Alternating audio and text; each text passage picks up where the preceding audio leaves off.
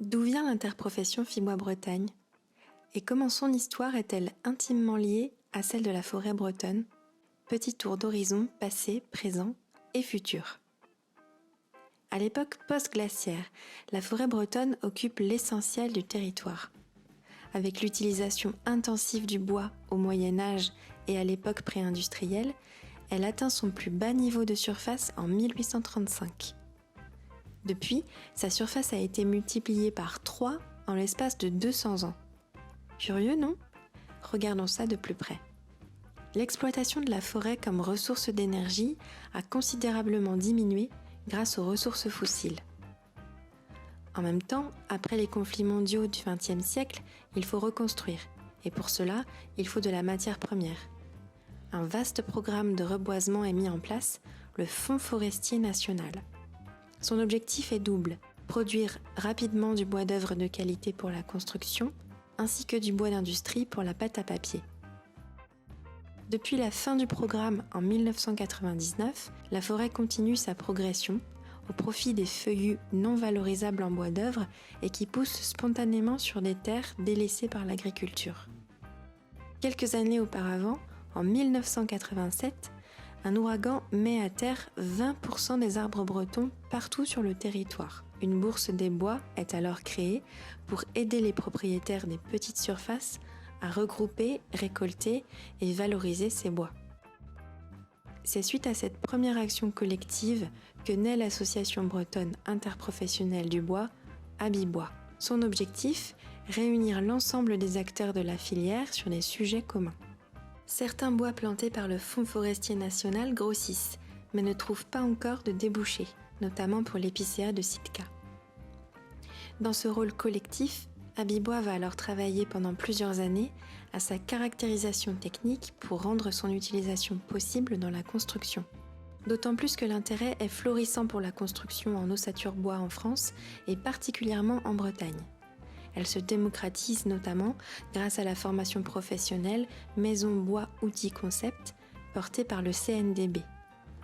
En parallèle de la construction, le bois énergie, tel que le granulé et le bois déchiqueté, apparaissent et se développent tout aussi rapidement. Alors que les marchés prennent forme et que la ressource bois devient un enjeu majeur, il reste important pour les Français de ne pas cloisonner les usages de la forêt. Dans ce but, la gestion multifonctionnelle des forêts est rendue obligatoire par la loi en 2001. Cette loi est traduite en 2005 en Bretagne par le premier schéma régional de gestion sylvicole, posant les axes de la gestion durable en forêt privée. De pair avec cette volonté, les préoccupations environnementales émergent de plus en plus dans la société et en 2007 se tient le Grenelle de l'environnement. Les entreprises bretonnes y voient un signal positif et investissent pour moderniser leurs outils. Bien que tous les signaux semblent au vert pour la filière, l'histoire ne s'est pas construite sans embûches. De 2008 à 2018, un insecte ravageur s'attaque aux épicéas de Sitka. C'est le dendroctone. Il en résulte un dépérissement massif des peuplements, provoquant une récolte anticipée de cette essence. Parallèlement, la crise financière de 2008 qui entraîne une récession économique met en difficulté la filière. Des interrogations sur la ressource à long terme commencent à se poser et inquiètent les professionnels. Il devient alors important de réunir les propriétaires forestiers. Abibois organise alors les premières assises de la forêt bretonne en 2011. Il s'ensuit une deuxième édition en 2015 qui s'élargit à toute la filière et une troisième édition en 2019 qui s'ouvre aux attentes de la société. De son côté, le bois énergie continue à s'étendre. Sa structuration se poursuit et en 2012, la Bretagne voit arriver son plus gros projet à Rennes qui double le volume de plaquettes jusqu'alors consommées à l'échelle régionale. Puis, à partir de 2012, tout s'accélère pour Abibois. Entre 2013 et 2017, l'action Plus de bois d'ici permet d'accompagner, de former et de faire connaître les scieurs bretons pour faciliter la valorisation du bois local. L'enjeu est notamment d'améliorer l'adéquation entre la ressource locale et les marchés. Né des réflexions des premières assises de la forêt et du bois, le programme de plantation Braise Forêt Bois porte l'objectif de produire le bois d'œuvre de demain tout en ayant un regard attentionné sur les aspects environnementaux et le changement climatique. Plus de 1600 hectares ont été plantés depuis 2015. En 2017, Rennes Métropole lance l'appel à manifestation d'intérêt Construction bois pour tous auprès des collectivités membres. Avec l'appui d'Habibois, cet AMI a conduit à la construction de près de 1000 logements avec le bois sur le territoire rennais. En 2018, l'aménagement des nouveaux locaux d'Habibois, nommés Au cœur du bois, offre une vitrine des savoir-faire de la filière et un lieu d'accueil et d'échange.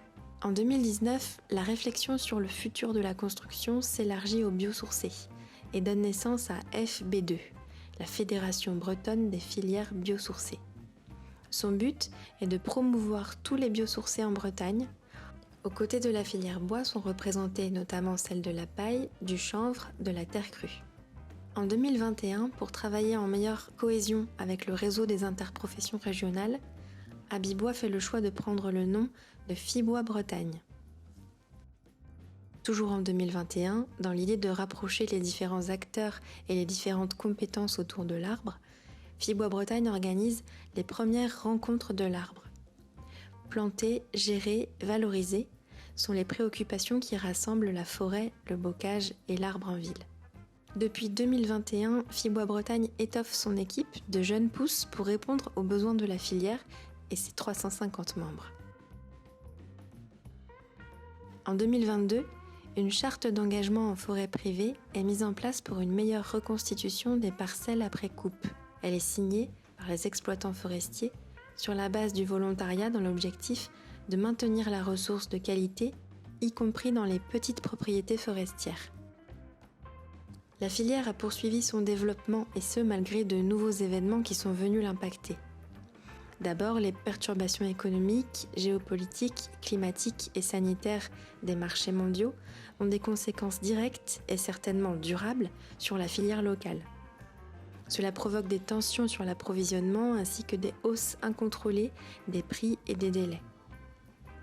Parallèlement, l'usage du bois se développe de plus en plus, la disponibilité et la qualité de la ressource interrogent et nécessitent d'investir des moyens à la hauteur. Une réponse inévitable face à ces vulnérabilités est donc de redonner de l'importance aux filières et coopérations locales. Cela implique une mobilisation de moyens, des acteurs et des chaînes de transformation pour maîtriser la valorisation des ressources disponibles, en intégrant leur singularité et leur diversité. C'est au regard de cette conjoncture qu'à l'échelle régionale, Fibois Bretagne pose sa stratégie et sa vision autour de l'arbre. Un projet ambitieux qui vise à affirmer la filière bois locale comme une filière durable et d'avenir, répondant aux enjeux de demain au travers de 5 points. Un engagement politique fort envers la filière, un équilibre trouvé entre la ressource et les usages, des entreprises exemplaires en capacité de répondre aux attentes, une ressource en réponse, un ancrage marqué dans la société. Bien évidemment, tout cela ne peut se faire tout seul et nécessite la mobilisation de tous, élus, professionnels, citoyens. L'histoire de la filière et de Fibois Bretagne ne s'arrête pas là. Elle continue avec vous.